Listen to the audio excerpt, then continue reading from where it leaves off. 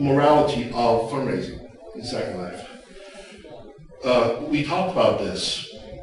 When they rent an apartment from you to support your charity, are you going to take all the money they give you to put towards your charitable cause? Or are you going to pay your tier first? Or are you going to pay your development person first? What are they funding when they give you money in the world? Second, transparency. What are you going to do with that money? Related to the first topic, but just as important. The third one is accountability. Taxation. $250,000 by the American Cancer Society is a relatively impressive number. When you donate on Second Life platform, if I donate $100, $200 to the American Cancer Society, how are they going to issue me a letter of receipt so I can use it to deduct off my tax bill? Who's thinking about that? This may not be, it's not a big deal. We're throwing 100 million here, 500 million there.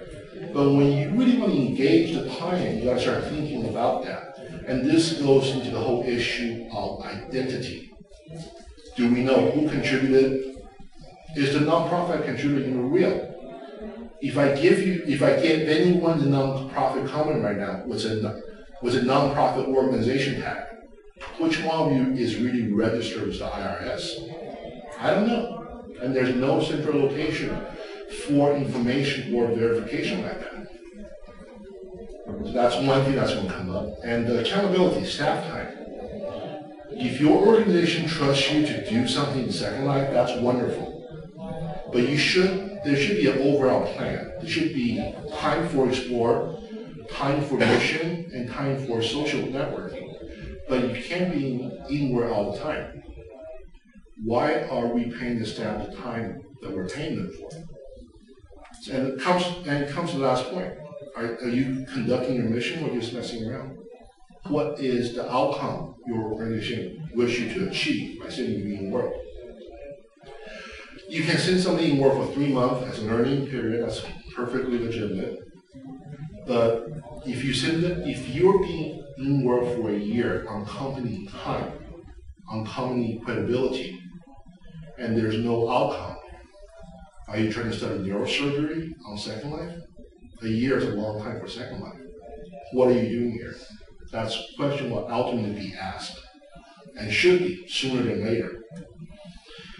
So the emerging issue will be monkey knife fight. Not everybody's going to have the same amount of income. Not everybody's going to be able to share in the money.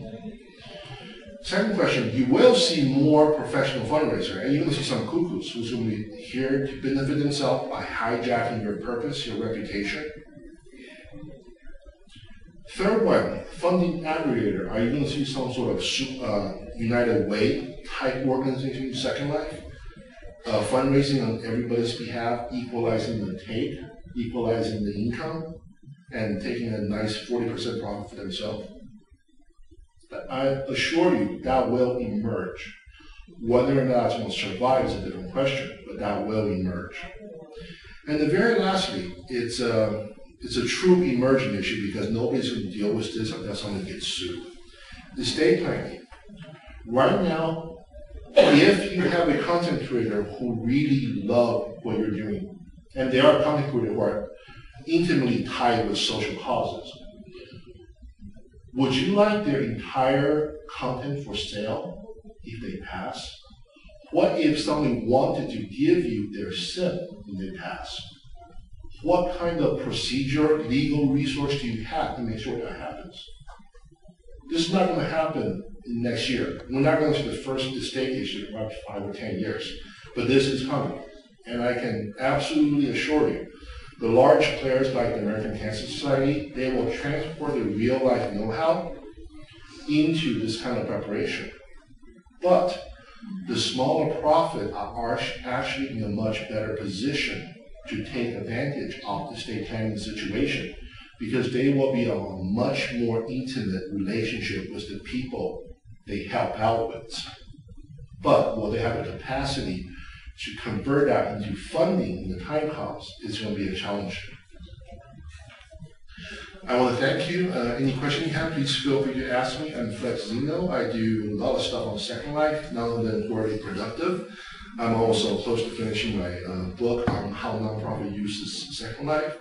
Glad to get in touch with me on ideas or be an early reader. Much appreciate that. Thank you. I would like to comment that though this was for nonprofit purposes and fundraising purposes, there's lots of relevant, just general business information in there. The comment was nonprofit, NPC. Yeah. And business track and yeah, but there's quite a few of relevant business information for nonprofit out there, and I agree. It's just that the number is not really encouraging.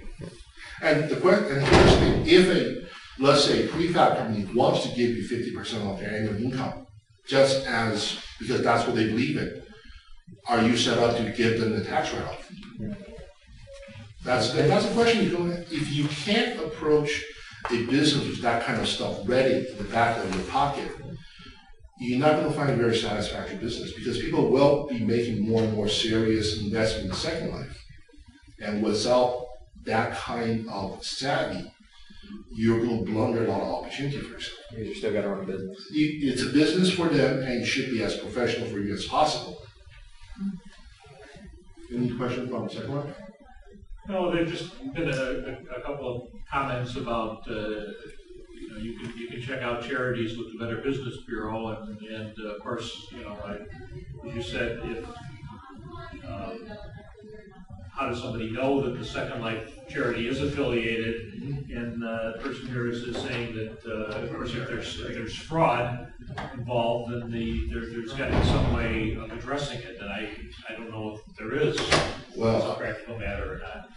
Luke from Hope Capital, the one of the biggest stock exchange on Second Life. Can someone tell me how that was resolved without the money locked up in his account?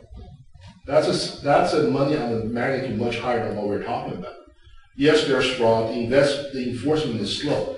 What I'm advocating is a verifiable way for people to check this out. It could be as simple as a registry maintained by TechSoup.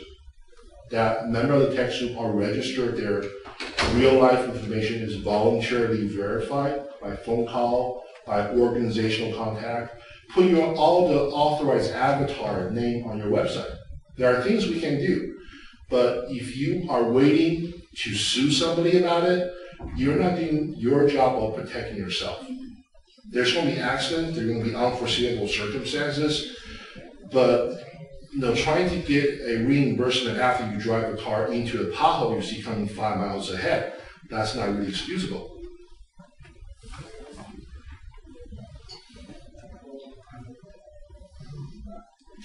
Question? Oh, everybody's so depressed by the numbers.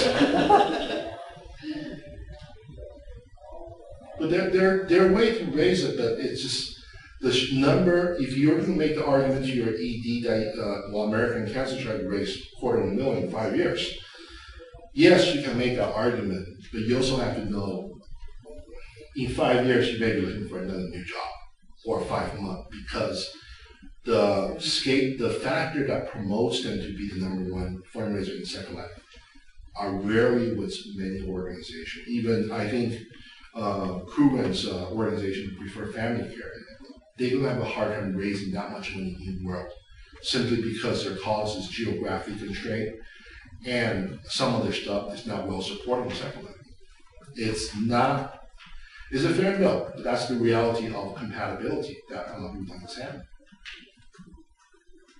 Anyway, if you want to keep the conversation going, feel free to email me, Skype me, Twitter me, Facebook me, but just make me a friend in Second Life. That's the only way I really respond to anything these days. Thank you. Thank you.